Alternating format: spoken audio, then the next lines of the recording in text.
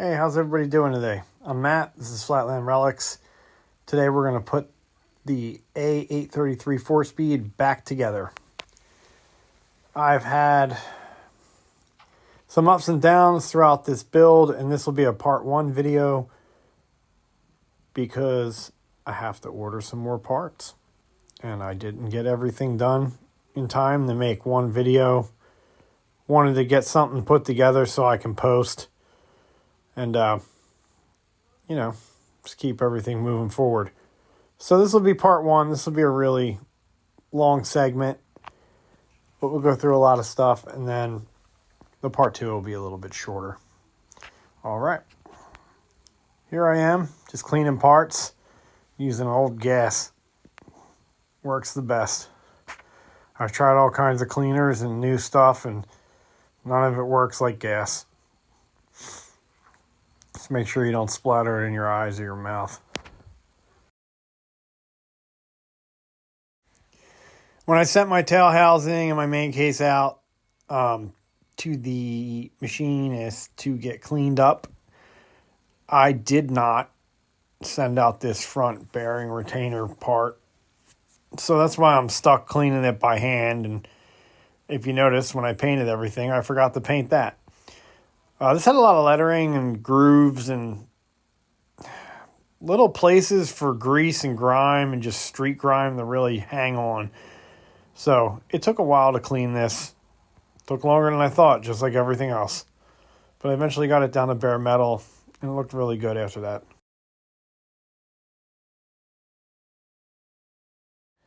You can see here, I'm just using a single-sided razor blade and just scraping off the old paper gasket. Once it soaks a little bit, it comes right off. I must say, rebuilding this 4-speed has been quite the journey for me. Probably the most complicated thing I've ever put back together as far as like car part. I learned a lot myself about assembly procedures, just stuff like that, and how to work on 4-speeds.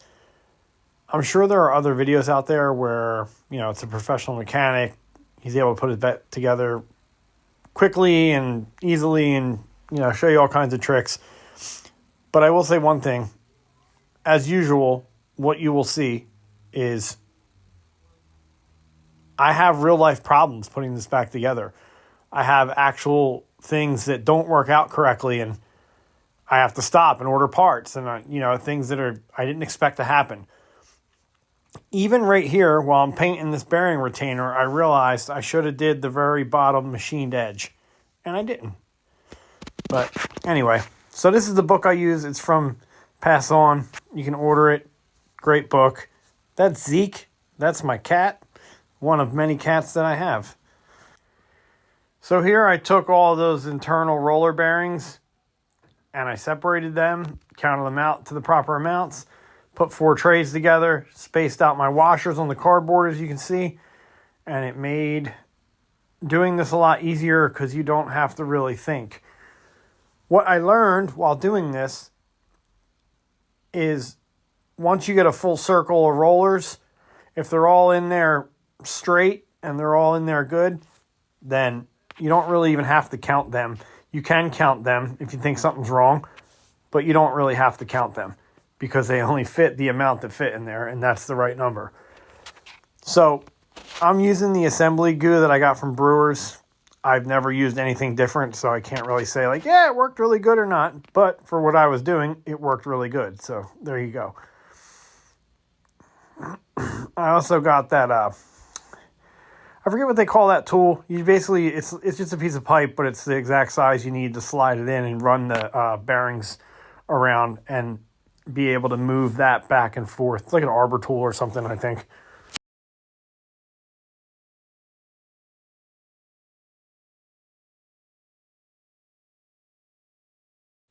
I'm using a lot of grease here because I wasn't sure how much to use, and I didn't want bearings to start falling out once we got into the assembly process after they were all put in.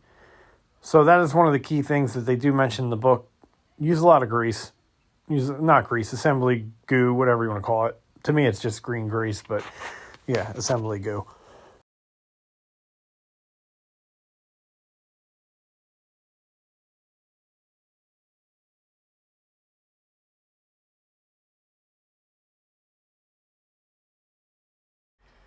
This segment of the build is definitely tedious. Take your time, do it right, read the notes in the book, read the chapter, have a good understanding of what you're doing. You'll see on a second or third set, I have a bunch go in a little crooked and I can't get the last one in. And that was like I don't know, like a weird unexpected failure. I had to take it apart and repack a whole set of them. And that'll be coming right up. I didn't really notice an orientation for that flat washer that goes in between the roller bearings. They do have like one sharper edge and one sort of rounded off edge, and I think I just kind of kept them all pointed in the same direction. I'm not even sure that that matters. So here I'm doing the second set. If I remember correctly, because I did this quite some time ago before I started editing, it's 2 sets, and then you go to the other side and you do 2 sets. And yeah, just take your time and pack them in there. Like I said, it's tedious, but it's doable.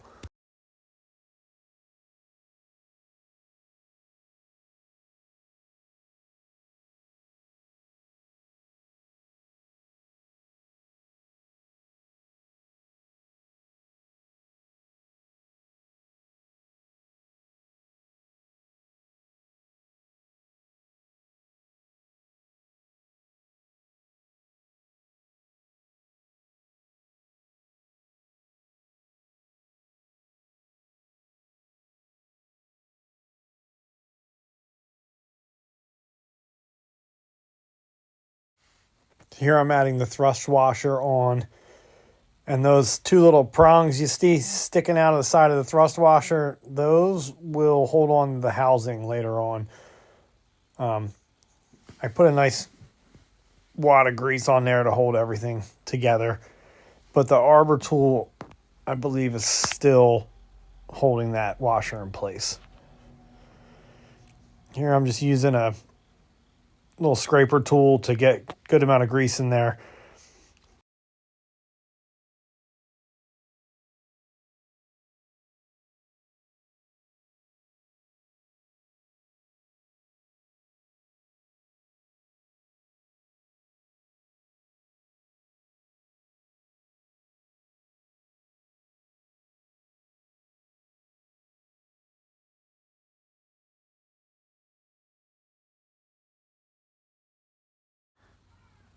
I think this is where I realized I screwed up. That's not supposed to look like that. Something wasn't packed in correctly. So I tried pushing everything in, thinking maybe they just weren't, I don't know, like flushed out correctly to the washer. But it just, it didn't work out. I had something in there either on a slant or crooked, so I had to take them out and do it again, clean them all. It was a pain, but, you know, got to take the time to do this right. These are really important bearings.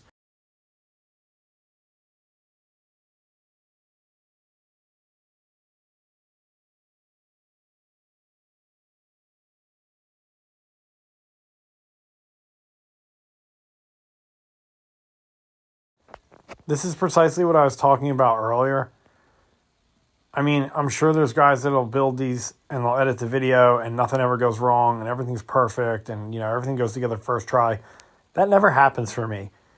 It takes me multiple tries to do a lot of stuff that, I don't know, sometimes I feel like, why? Why did that take so long? Or what went wrong? Sometimes I'm not even sure what went wrong. It just didn't give me the end result that I was looking for. So this is one of those cases. One of the bearings didn't seat all the way, and I had to go back and get everything back in correctly, like it or not, you know. And I decided to leave that in the video because this is part of it. You know, you got to check this kind of stuff and not just slap parts together and hope it's right.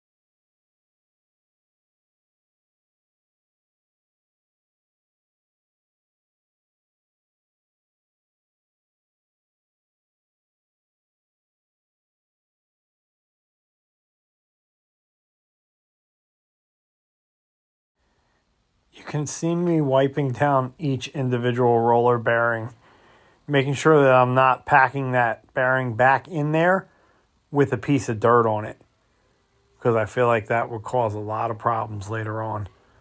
So as much as I wanted to get things done, I had to clean, re-clean, and do it right.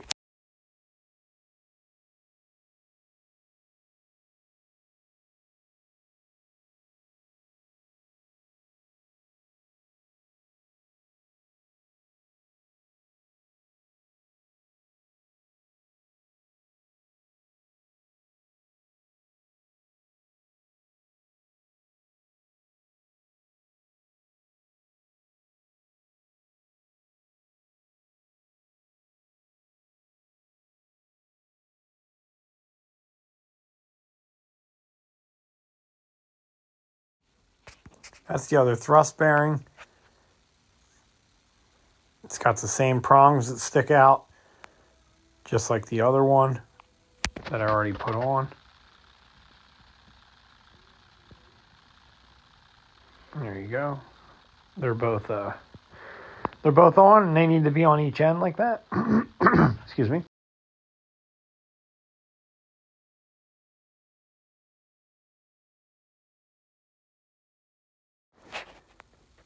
Going to set this cluster gear. You need to be semi-careful when you do this because you can't knock all those roller bearings loose. Just something that you got to think about.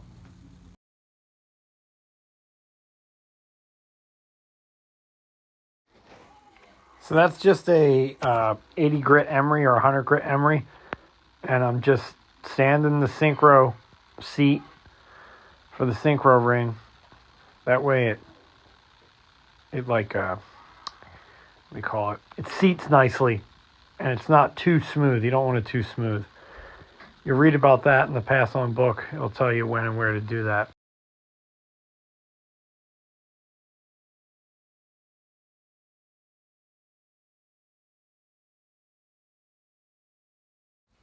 Quick test with the synchro. After I cleaned it with some brake clean, everything felt good. That's the original bearing. I never took it off. It seems to roll fine. I don't see any defects. I left both of the original large bearings on this. Hopefully that's not a mistake. Again, I use the emery on the input shaft, clean it up a little bit, and then spray it with brake clean.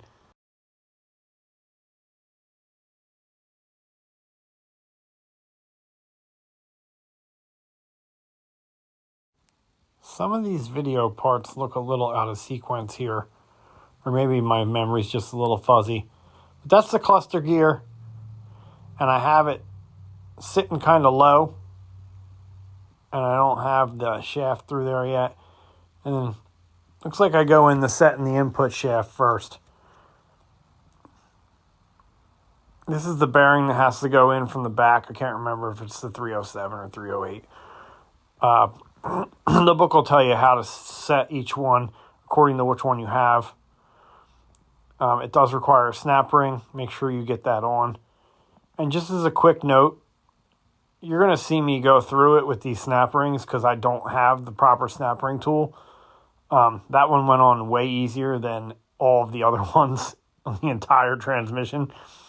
All right, so with this this dowel that has to go in there to hold the cluster gear, you can see it has a groove cut into it, and that is for the key, the Woodruff key, I think they're called. So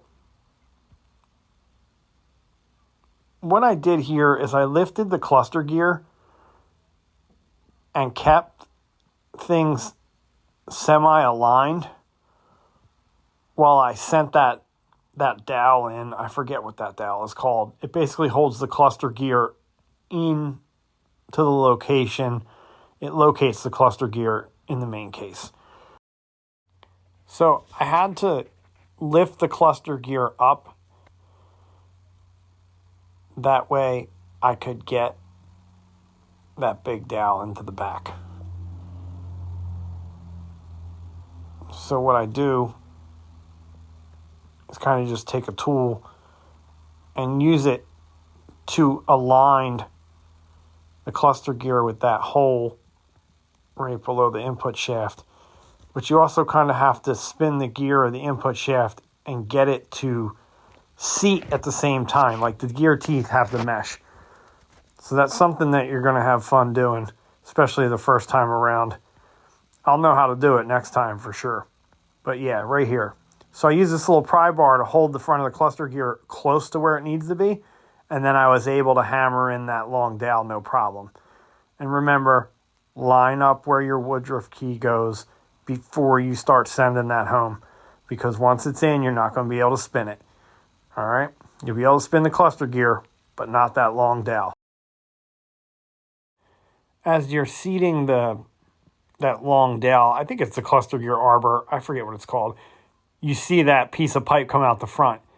And that is what holds your roller bearings in place while you're setting that cluster gear. I don't know how anybody would do that without that tool. Definitely an investment that you want to get if you're working on this. I mean, because if you're hammering that arbor dowel in, that cluster arbor in, and one of those falls out of place, then it's no good. So here, put a little grease on the Woodruff key. Like I said, make sure that dowel's aligned to the correct. I think it's like around like the 3 o'clock area. You'll notice more of a milled out area in the case. Send it home.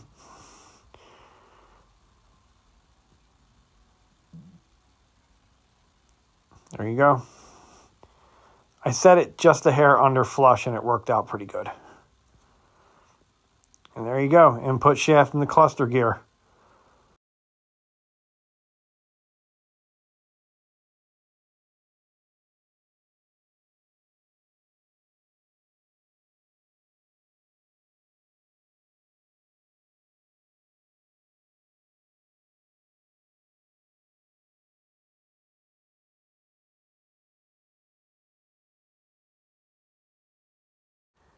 The rebuild kits come with everything you need to replace all the little rubber grommets and washers and all your snap rings, all your gaskets.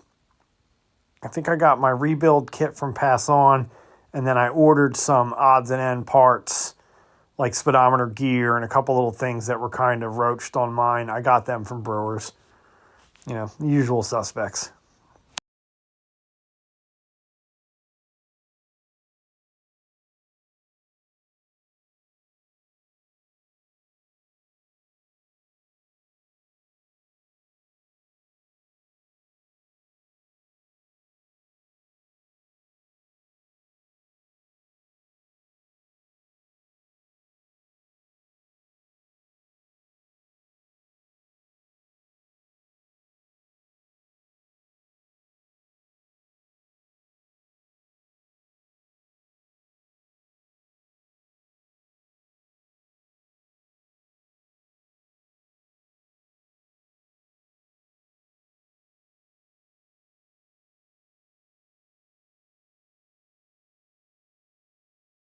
This part here is something to do with the reverse.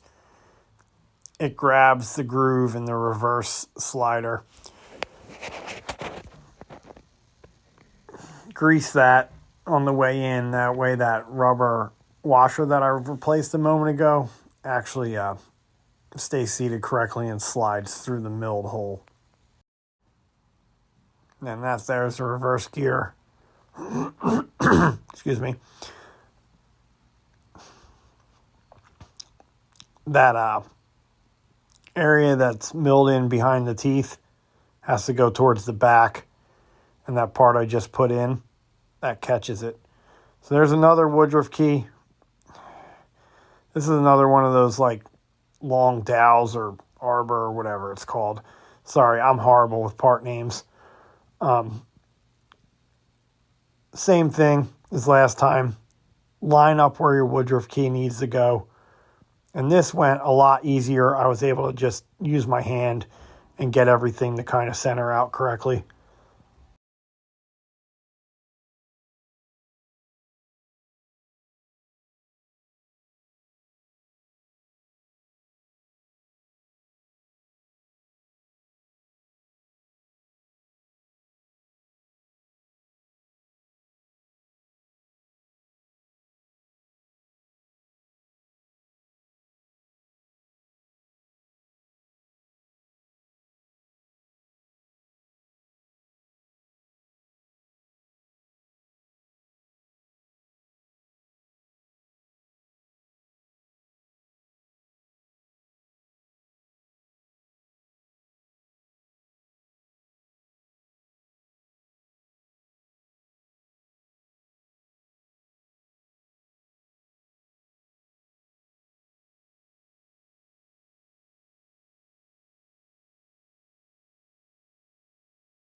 This is another one of those learning experiences for me. I never had a 4-speed apart. Like looking at first, second, third, and fourth, I can't just look at it and be like, oh yeah, that's a 18-tooth cog, and I don't know all the ratios and everything. Maybe if I study them a little more or ever build one for racing, I'll delve more into that. But this was just trying to get this back together, replace any parts that needed, replacing due to wear, and just trying to get a general understanding of how it works. I feel like I'm a little further along with understanding how it functions, and I'm no master at transmissions whatsoever, so I don't know. It's fun. It's a fun learning experience, let's just say that.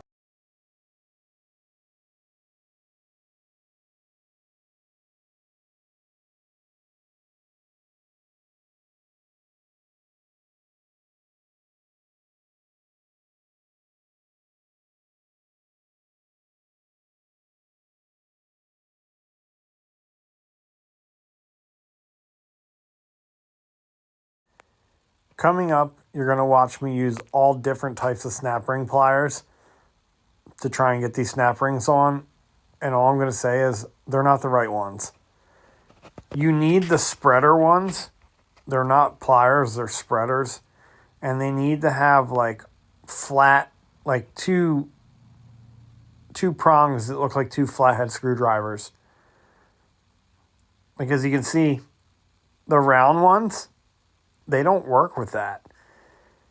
I got them to kind of hold a little bit here and there, but they just don't do it.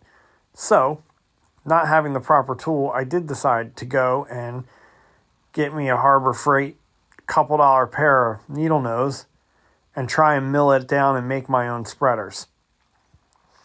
They do work out, but they're difficult to use. You almost need a second set of hands. But they did help. I was able to use them once or twice before they got extremely frustrating. It's hard to generate enough strength in the hand to push those open, because you're not squeezing with those because they're not spreaders. You got to push them backwards and open your hand up. And so I had a hard time with that. But I think it was worth it to try and make the tool. I like to try and make stuff if I can figure out a way to make the tool that I need because I don't have it, That's a small victory. So I just try and think about that kind of stuff. And, I was in a jam. It was late at night. I couldn't order the tool then. So plus at this point, I didn't really even know exactly what I needed. But yeah, these worked out. I think I got 2 snap rings in with them. And then I was, I hit my point of frustration after that. But yeah, I just grinded them down so you can set them inside there. And they hold, but they're too hard to function. If they were a spreader instead of a plier, it would have worked a lot better.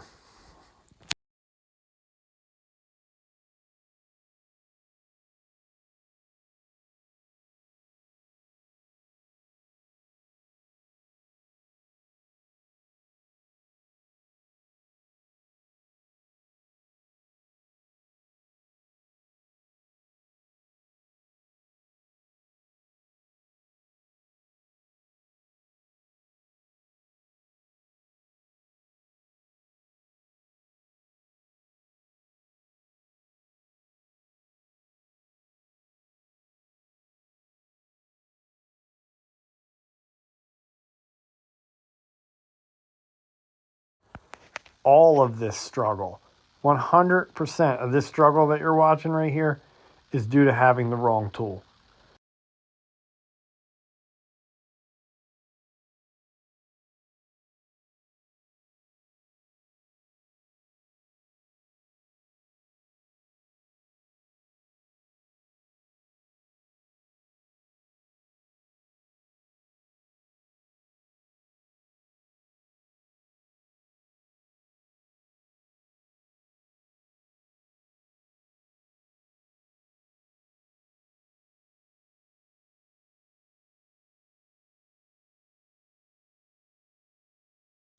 Here you can see the difference between the factory snap ring and the replacement one.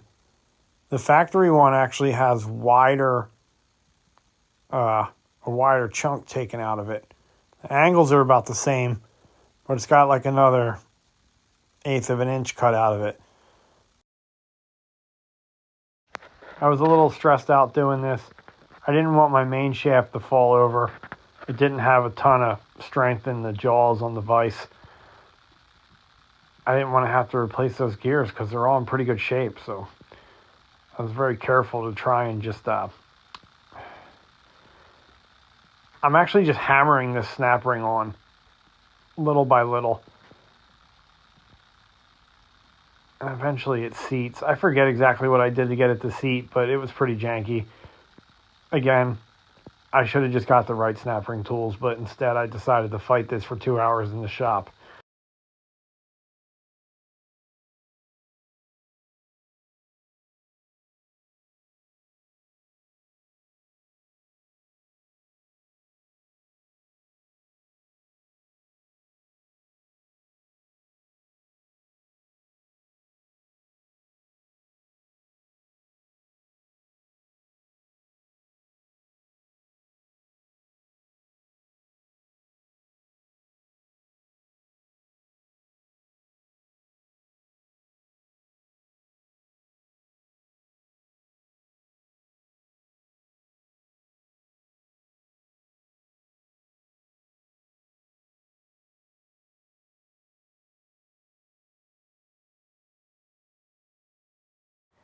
Here I have one side of the snap ring partially seated, and I'm trying to just pull it with my hands. I'm trying to muscle it around the indent that it needs to fall into.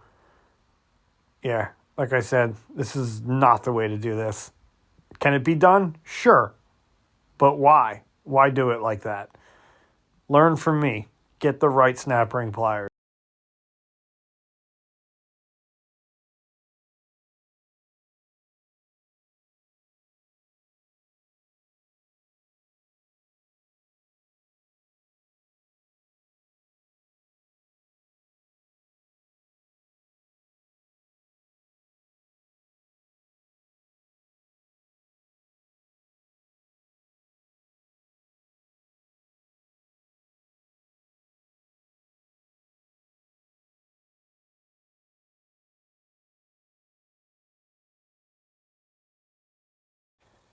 I'm just working the snap ring down into the indent on the main shaft and going around, just locking it in place. Somehow I got it like that. It was just a lucky series of events, to be honest.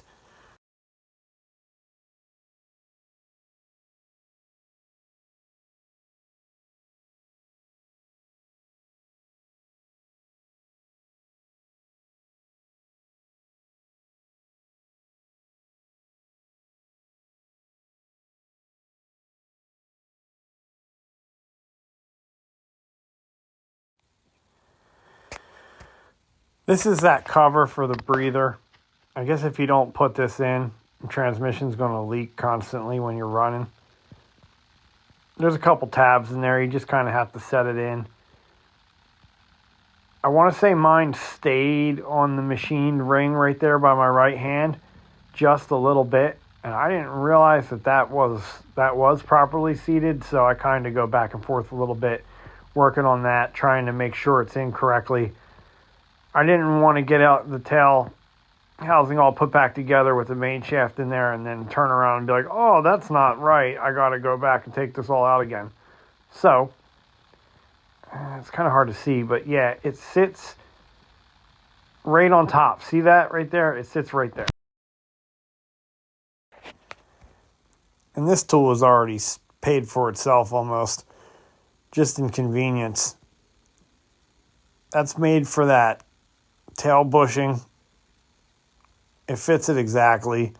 Why sit there and fight that and try and use a random piece of pipe? You know, just pony up the dough and get the tool, and it'll make your life a lot easier. Yeah, you can insert a horrible joke right there about what I just did. Yeah. So you got to make sure everything's lined up. There's a groove or two in this bushing. and then there's like a hole for lubricant or gear oil to blow through there while it's running. So just make sure you line everything up. They talk about it in the book.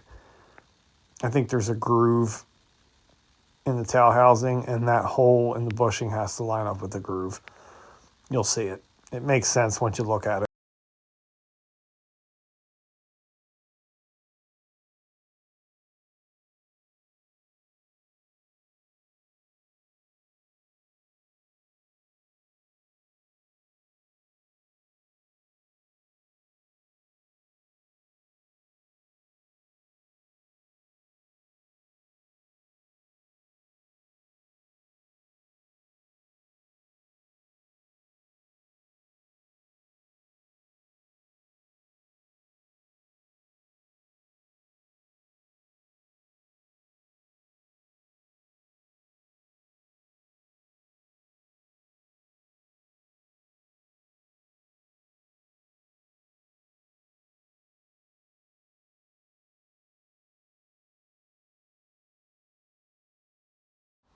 Yeah, that tool has a nice heavy-duty handle.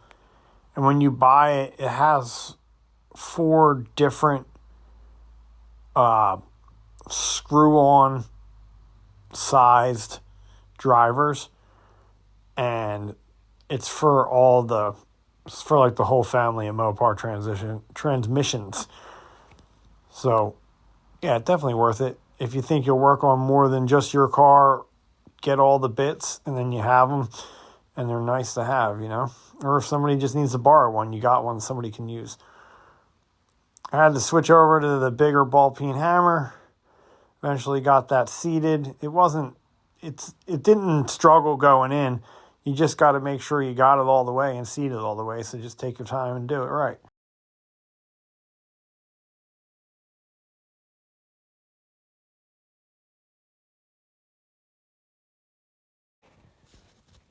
There you go.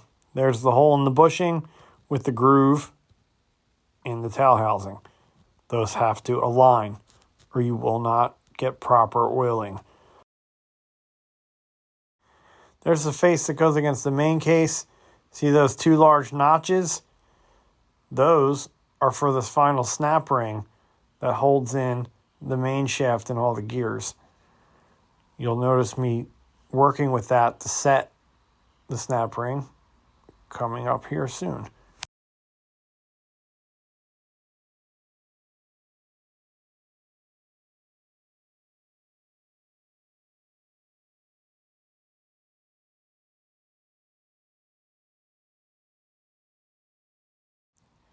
There is also a snap ring that goes behind that bearing on the back of the tail shaft behind first gear. All right. So you'll notice there's an indent in the main shaft to seat the snap ring, and that's exactly what you want to do. However, you'll see the speedometer teeth there. You do not want to crush the speedometer teeth. You see I had the wrong snap ring and how it slid right over? If it slides right over, it's not the right one. It's actually a tight fit over those machined gear teeth. And that's how you know you have the right one, because it doesn't immediately slide right over. You have to spread the snap ring to get it past those teeth. And just be careful, because you don't want to ruin those teeth, because that's for your speedometer gear. I think I did some crazy man stuff and kind of spun it with the angle of the milled teeth while I spread it a little bit, and that worked it right down.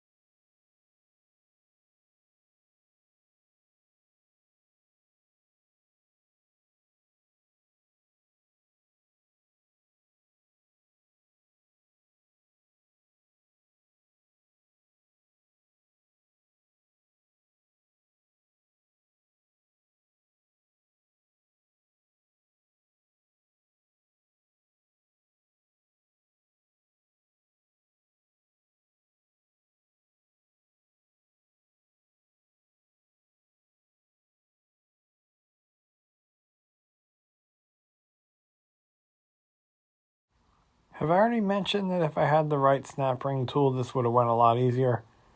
Well, it would have.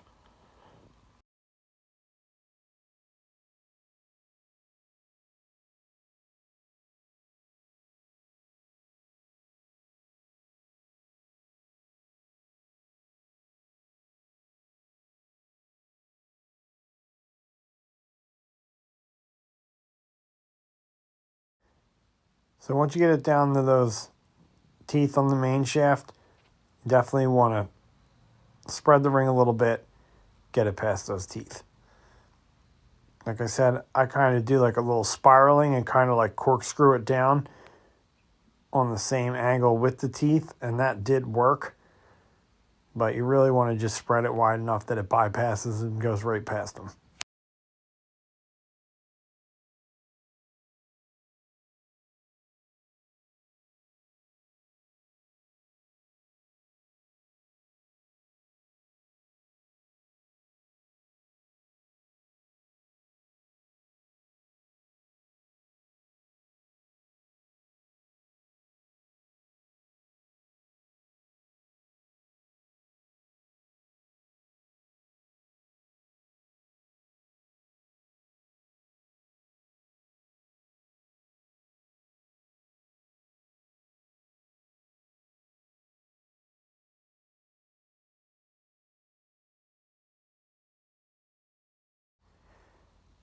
There's parts of this video that I obviously could have edited out, but I feel like they do show one thing.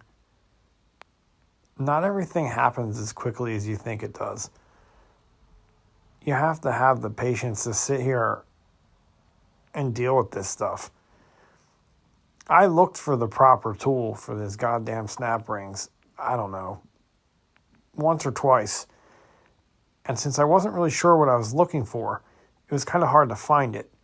And they don't sell it at any like the normal tool places. You know, you're not going to go to Harbor Freight or the local hardware store and find a pair of those. I did find out that my neighbor, he does have a set, and he got them. I mean, he has his own like mom and pop garage, so he got them off the tool truck. And I think I'm going to invest in a pair because no matter what they cost, you can do this in a couple seconds with the right ones. Or you can sit here like me and fight it for, I don't know, probably hours. I lost hours of my life trying to get these snap rings done with the wrong thing. And here you can see me using both hands because the rings are too hard to spread with one hand when you're pushing out with your fingers instead of squeezing in. I do eventually get it down there, but I have to kind of like spin it. And I was a little worried about buggering up those gears.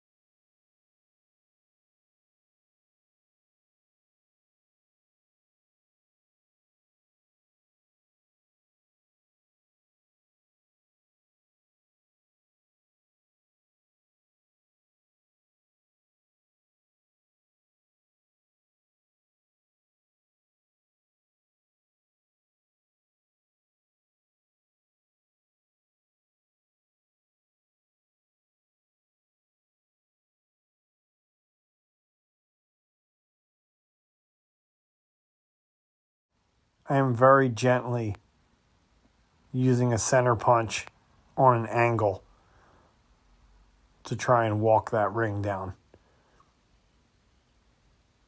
I can't say enough, very gently.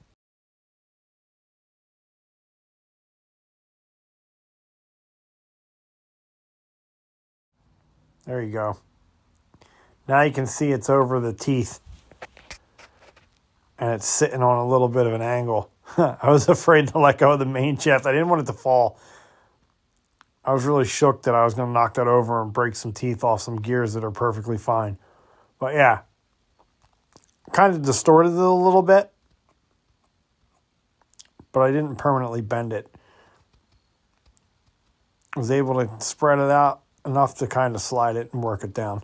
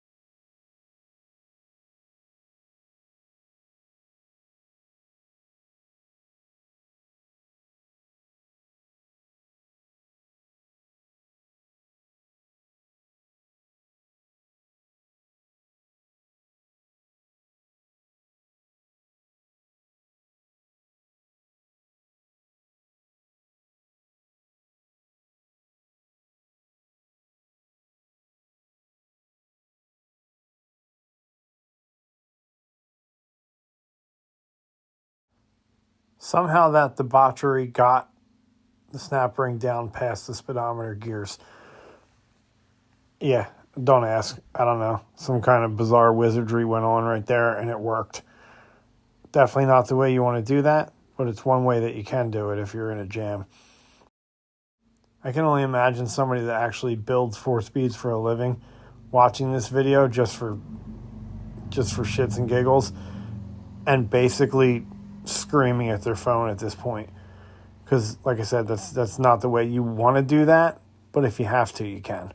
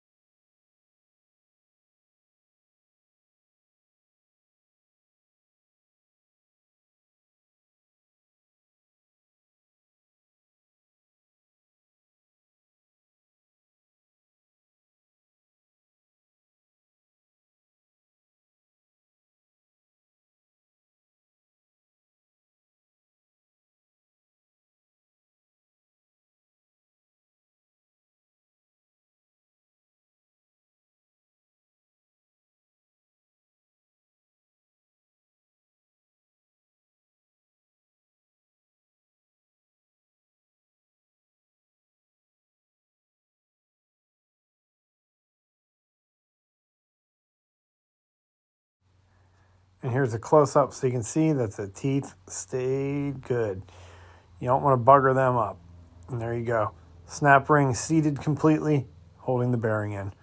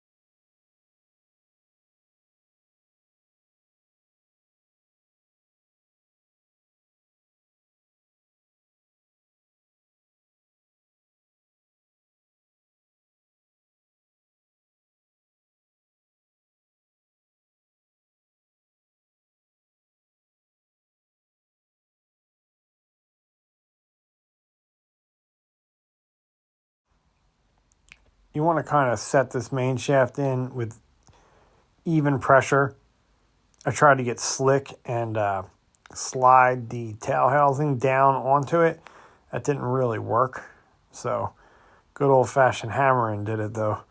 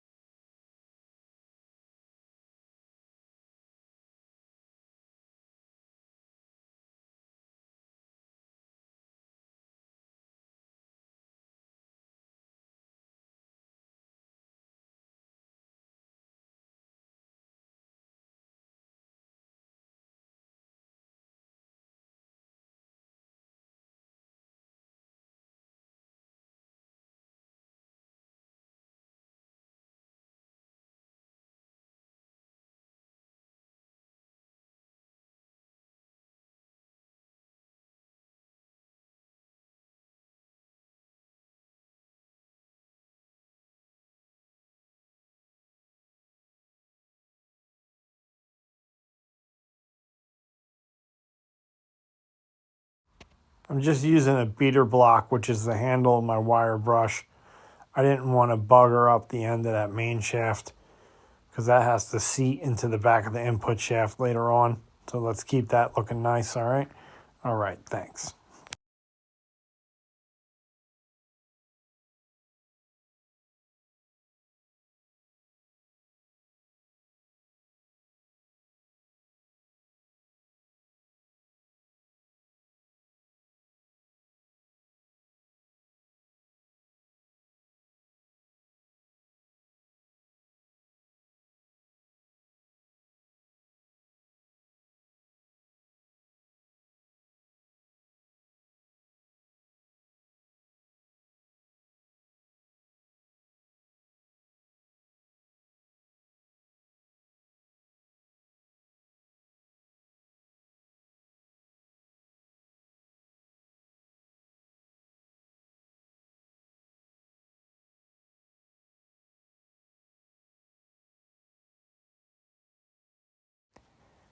Handle took a pretty good beating.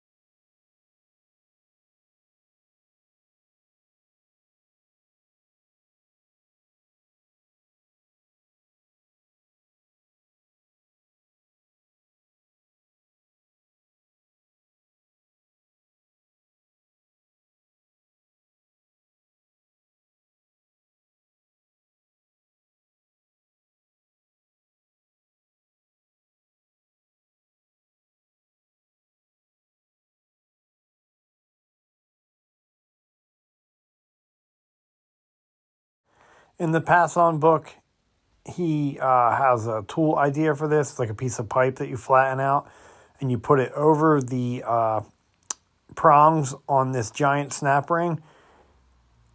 I did something similar. I just used the needle nose vice grips and seated it the rest of the way. You have to be able to hold this snap ring while you're seating it the rest of the way. And then you got to make sure the snap ring is in the groove and correct, like in the correct groove. Sometimes it feels like it made it home, but it's not all the way. So another thing, you just want to take your time, be tedious, be detail oriented, and make sure you get this one right.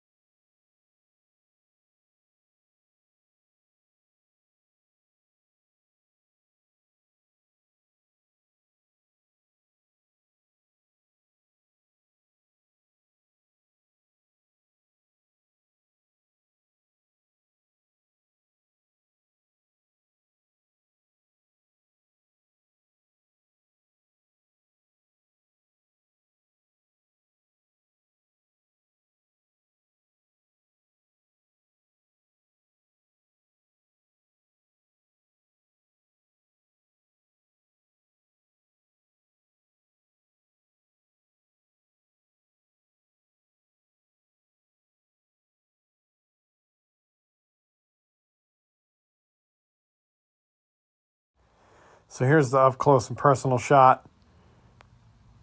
You can see the two prongs of the snap ring properly in that cutout right there. Basically, you put the tool on them like that and you squeeze them, okay? And that's how you get that to seat correctly. You have to do it like that. Otherwise, you'll just smash the ring. Yeah, you'll know when they go into the proper indent, they click in pretty good. And I have the tail housing that basically the snap ring is at 3 or 9 o'clock. There's another type of tail housing. I think it's a later model where the snap ring is at 12 o'clock. That it has a different seating technique, but for the 3 or 9 o'clock version, you can do it the way I just showed you, and that'll work just fine.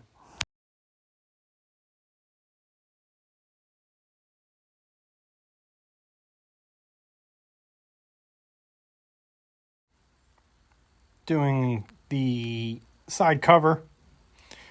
Got those shift levers. And they tell you where to grease them. That way they slip through when you push them into place. Little rubber ring, as you can see, you got to add that and then basically grease them up pretty good. Even after reading the directions in the book, I still had to kind of formulate my own plan for how to work all these small parts. You got there's that kind of slider thing, and then there's a spring, and I have the ball in detent style, so you kind of have to balance all that together as you put it together. You can see I kind of lifted it up here because if you have it right on the workbench, it's going to push the shift levers up too high, and then the ball won't stay where it's supposed to stay.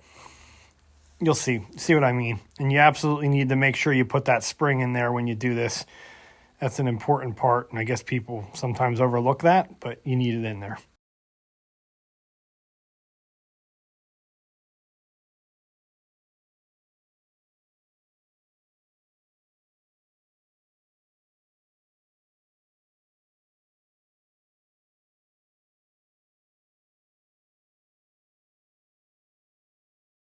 The small piece I'm installing right now is kind of like a spacer that goes inside the spring that goes inside that other kind of roller that goes in there. Make sure you have all those parts. Can't emphasize that enough.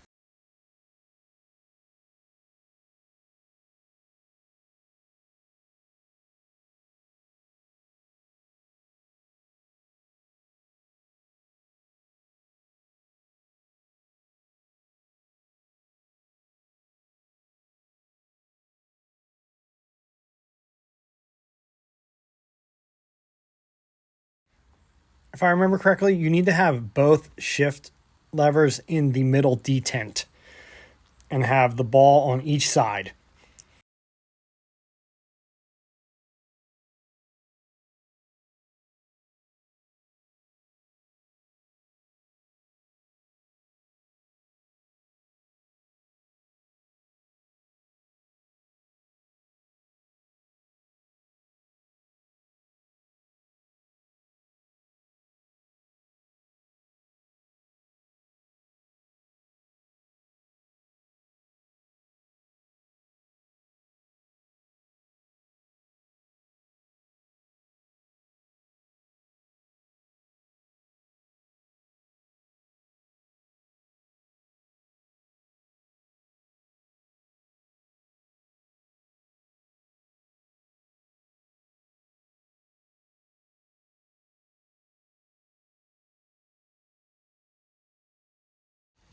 The nuts and washers that I'm cleaning and adding onto those two shifting lever pieces, they do not hold those pieces in tight.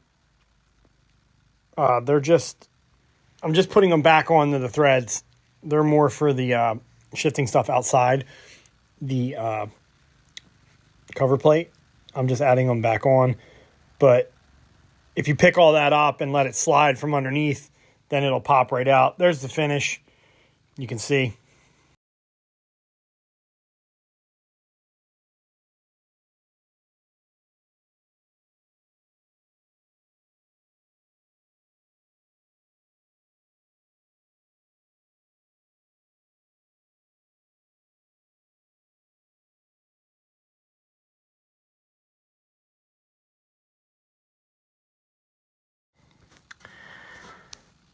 There's a set of bearings that go inside this this cup in the front shaft here. Input shaft. I think it's called the input shaft. Put those bearings in. They're a different size than the other ones that you put into with the arbor tool and all that onto the cluster gear. So you'll know them because it's a separate amount. I believe it's a separate number, a different number than the other amount. I put a lot of grease on them because you're going to need them to stay put later. They are a little hard to get to, but just take your time. I actually had the snap ring in place there. I found that out later. So that helps keep them in if that ring's in. I don't know if you're supposed to do it like that, but that's just how I ended up doing it. Yeah. They're kind of a pain to get to.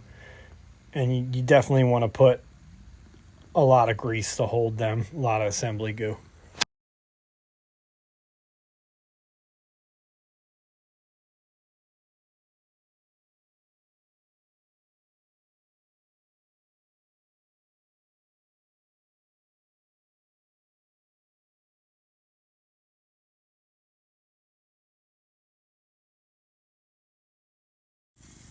That little magnet I just had, that's a lifesaver. You know, you drop a small part down into a case or somewhere and you need that. That's an absolute lifesaver.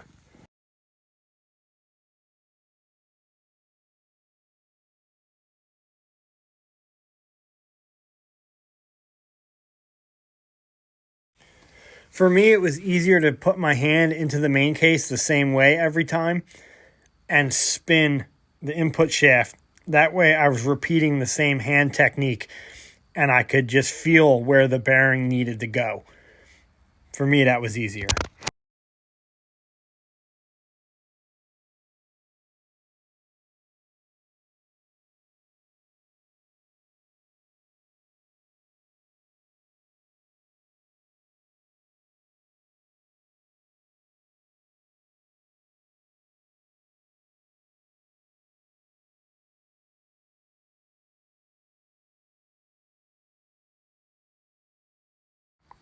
You can see me trying to get the last one to seat correctly into the bearing race, and I was just kind of widening them all a little bit. With the grease, they kind of tend to be a tighter diameter than you need, so you just gotta make sure it seats correctly. Then I added another layer of grease just to be sure. I wasn't sure exactly how much it was going to take to get the main shaft and the tail housing in there, so yeah, I put a little extra on there. The synchro seemed to fit good, so that's a plus. I'd like to mention that there's two types of gaskets that you can use for this. I had ordered one from Pass On, and it didn't say whether or not you should use any of this silicone Permatex stuff, like gasket sealer, but I got another one from Brewers, and that actually comes with a note that tells you not to use any Permatex. And as you can see there, I didn't put the Permatex all the way to where it needed to go. I only did around the circle in the main case. So I had to add a little more here. I'm guessing that I was doing this right at the time, mostly because there isn't really a guide for like how much to put there. I think you just kind of have to feel it out. I do a layer of Permatex, the gasket, and then another layer of Permatex. I really wanted a nice waterproof seal, and it holds the gasket in place.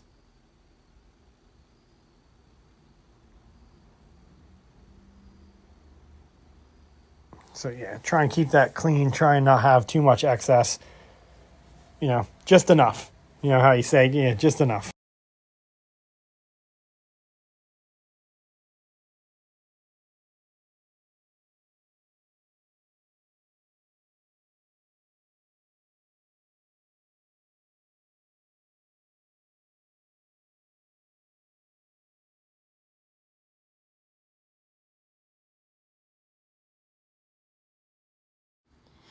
Here's where I basically decided to do a two-person job by myself, and I pay the price. Over the next couple minutes, you're going to see one of the best failures I had putting this back together.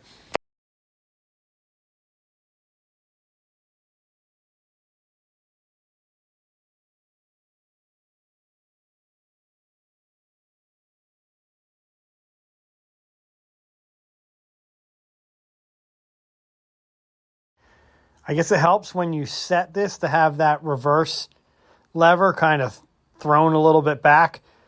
It says to use a socket in the pass-on book, so I just added the socket, and you can see the socket fell. Now you have to spread out your two sliders when you do this, and unknowingly I spread the front slider for the third and fourth gear too far forward. You won't be able to hear this, but I popped my strut keys and they all dropped down to where I packed that last set of bearings.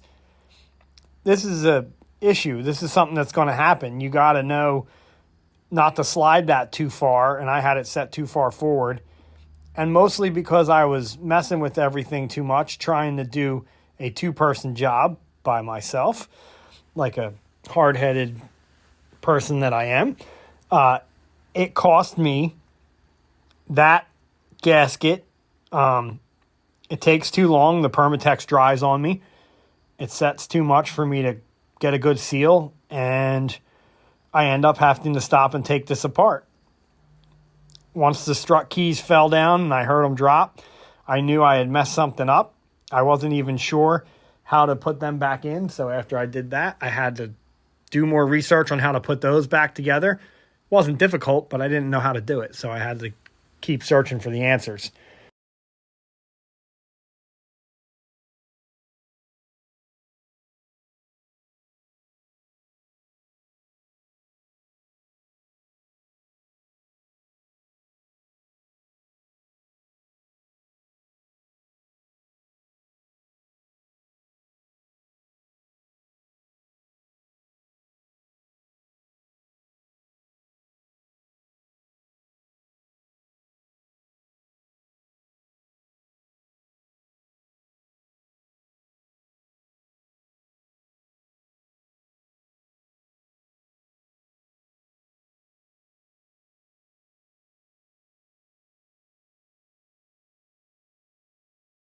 It was about this point that I had to admit a temporary defeat.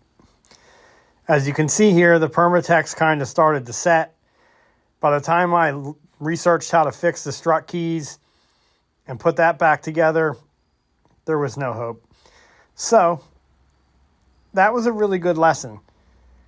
Everybody who I've heard talk about these, the book I read, it all says to use two people because you need four hands to do that. I didn't have help at the time, so I tried to just be like, hey, I'm going to get this done. I'm going to get my video out. Yeah, it didn't really work. It cost me a gasket. I had to buy another gasket from Brewers, and honestly, that gasket cost me $20 to ship. So it really wasn't worth it. It was like a total waste. Yeah, so I don't know. Like I said, this is a very good learning experience for me, just doing this entire 4-speed. And this is probably one of the best lessons. When it says you need help to do something, you should definitely get help.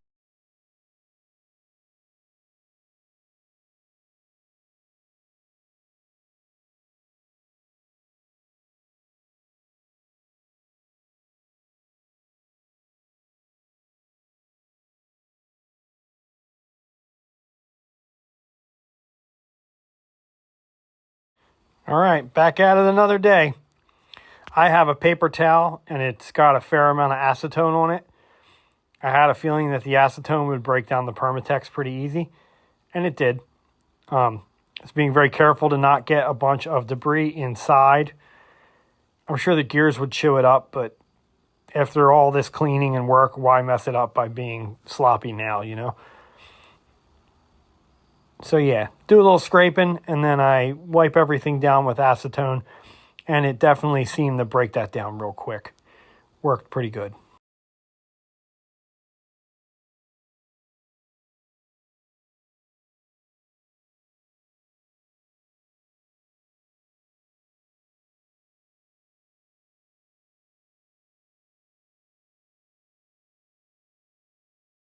You can see it's a nice sunny fall afternoon.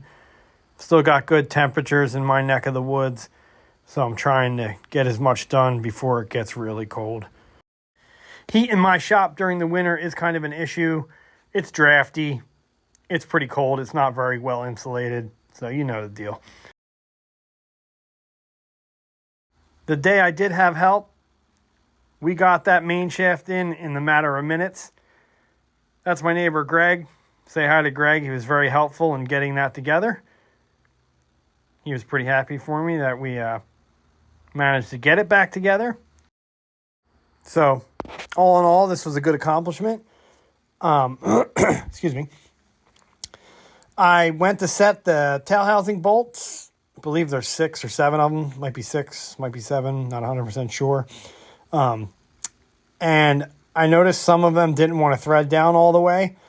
So I was being kind of easy with them. And then I would pull them out, and I was looking at the threads, and I did notice that some of them had some real bright metal.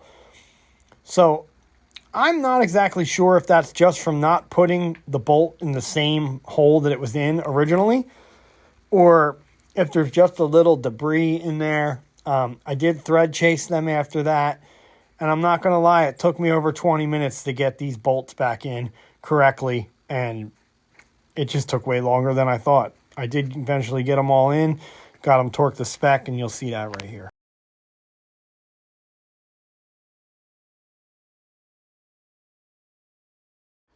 One of the things that floats around in the back of my mind when I'm putting, I don't know, what I feel like is older parts together, that transmission's practically 60 years old, so it is kind of something to think about. Whenever I have any tension on a bolt and it just feels a little too much, I don't go right into setting that thing as hard as I can, you know. It makes me think there might be something in there, and if I was to crack that case, all the work we just went through, or I went through to get it together and, you know, clean it and paint it and everything, it would be for nothing, and I'd have to start over and do it all again. So the one thing I think is totally fine is take the 20 minutes to set the 6 or 7 bolts. Even though that seems like a really long time, I knew when I was done that nothing's cracked, nothing's broken. I didn't overstress anything. I didn't force a bolt into one of the holes in the housing when there was still some kind of debris in there that could crack the housing. And as you could see there, you could see the shiny couple threads, which, I don't know, might just have had a little bit of dirt in there. Might have been a little Permatex that got in there and dried. I'm not exactly sure. But I do take a scraper tool, little handheld scraper tool, and I poke at a lot of the holes, and I did get some debris out, and then they seemed to go in. And then I torqued them down to spec, which I believe was 50 pounds.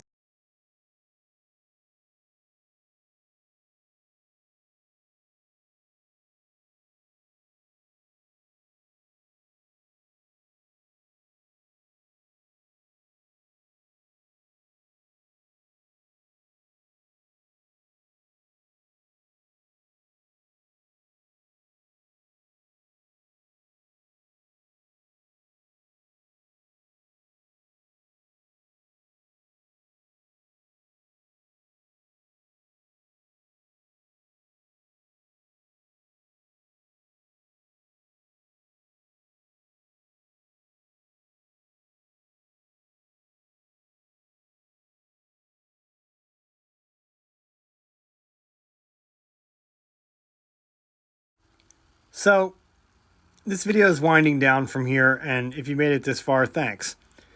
I will say, I never claimed to be some master mechanic, and I am not a mechanic for a living. So this is all stuff I do in my spare time, and I do it for fun. If you're able to learn anything, cool. If not, or you can build a 4-speed, you know, put it back together in 10 minutes in the dark in your shop, that's great. I think that's amazing. And one day, maybe I'll hit that point also. But for now, this is just like a hobby, and I was happy to get this far. I learned a lot working on this, and I'm going to put out a secondary, like a part 2. Excuse me, need a sip of water. I'm going to put out a part 2 for this that will be putting the cover plate on, front bearing retainer, The rest of the stuff, the speedometer and the reverse light, I have all those parts new. I did have to order some shift forks, and I wanted to get this video edited and put out, and then I'll film the rest of that and just make a part 2 that will probably only be about 20-30 minutes long. But I was happy to hit this level of completion. I feel like it looks good. The paint looks really good. The gears look nice inside. Everything's clean. I'm pretty sure everything's back together. I'm sure we'll find out soon. But yeah, like I said, if you made it this far, I appreciate it. Thanks for watching. See you on the next one.